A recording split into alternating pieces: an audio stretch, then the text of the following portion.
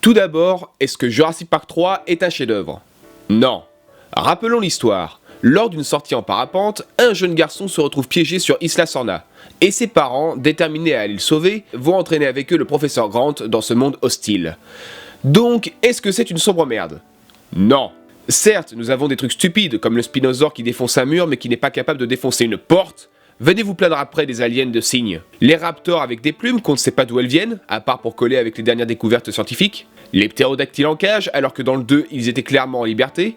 Ou encore cette fin des plus what the fuck.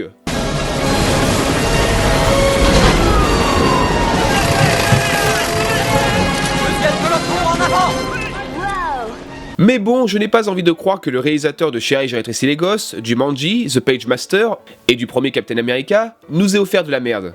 Et en le revoyant récemment pour la sortie de Jurassic World, je me suis demandé si en fait ce troisième volet n'allait pas dans la même analyse que ses prédécesseurs, à savoir une critique de l'industrie du 7e art, et plus précisément de la vision du public sur les films. C'est comme ça qu'on fait des dinosaures? Non. C'est comme ça qu'on se prend pour Dieu. Je pense notamment au personnage de Grant, qui ici représenterait le critique, qui comme pour ses fouilles se base sur des faits, et donc un cahier des charges, et ne croit pas aux créatures de Jurassic Park, et donc aux créatures du film. Et dans cette scène... Les pires choses imaginables ont souvent été faites avec les meilleures intentions. Tu sais, Billy, en ce qui me concerne, je pense que tu n'es pas meilleur que les individus qui ont bâti ce parc.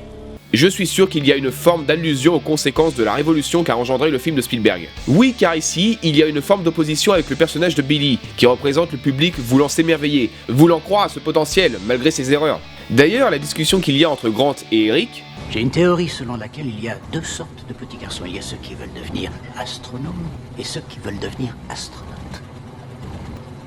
L'astronome, le paléontologiste, est fait pour étudier toutes les merveilles de la nature bien planquées dans un lieu complètement sûr. Alors vous n'êtes pas fait pour aller dans l'espace? Exactement. C'est la différence qu'il y a entre imaginer et voir, être capable de toucher les choses. Eh bien, elle m'a clairement fait penser à la discussion que Sattler et John Hammond avaient dans le premier film, dans laquelle on pouvait clairement y interpréter un désaccord sur les effets numériques et les craintes derrière leurs utilisations. Et vous, qu'en pensez-vous? Avez-vous trouvé que cette théorie est possible? Trouvez-vous que je vais trop loin dans mon analyse? N'hésitez pas à en débattre dans les commentaires. A plus!